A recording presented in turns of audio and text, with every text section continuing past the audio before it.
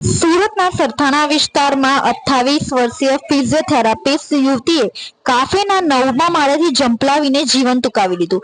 આ ઘટનાને કારણે સમગ્ર વિસ્તારમાં ચકચાર મચી જવા પામી છે.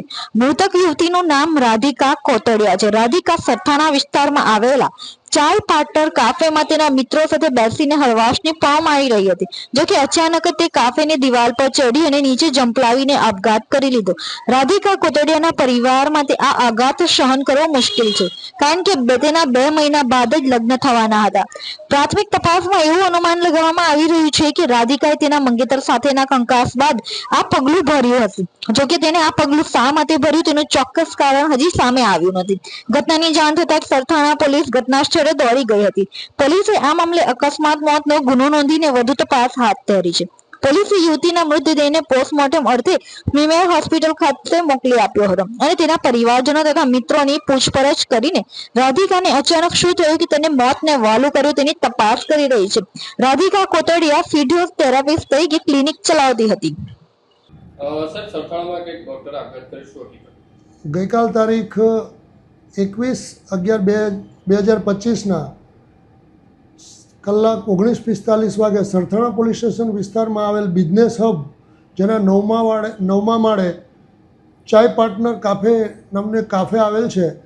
જે કાફેમાં એક યુવતી જેનું નામ રાધિકા છે, જેની ઉંમર વર્ષ 28 છે, તે ત્યાં કાફેમાં ગયેલી અને કાફેમાંથી જ એને કૂદકો મારી 9મા માળેથી કૂદકો મારી પોતાનું મોત નિપજાવેલ છે. જે અનુસંધાને સરથાણા પોલીસ સ્ટેશનમાં અકસ્માત મોતનો ગુનો રજીસ્ટર કરવામાં આવેલ છે અને પ્રારંભિક તપાસ કરતાં એવી હકીકત માલુમ પડેલ છે કે આ મરણ જનાર રાધિકાબેનના જાન્યુઆરી મહિનામાં લગ્ન તથા સગાઈ પણ હતી, પરંતુ કયા કારણસર એને આત્મહત્યા કરી છે તે દિશામાં પોલીસ ઊંડાણપૂર્વક તપાસ કરી રહેલ છે.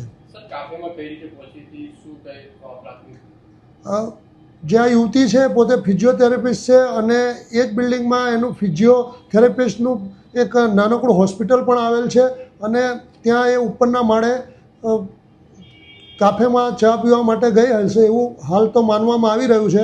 પરંતુ આ અનુસંધાને સીસીટીવી ફૂટેજ અને અન્ય સાહેદોના નિવેદનો મેળવી તપાસની અંદર જે કંઈ હકીકત ખુલવા પામશે એ મુજબ કાર્યવાહી કરવામાં આવશે.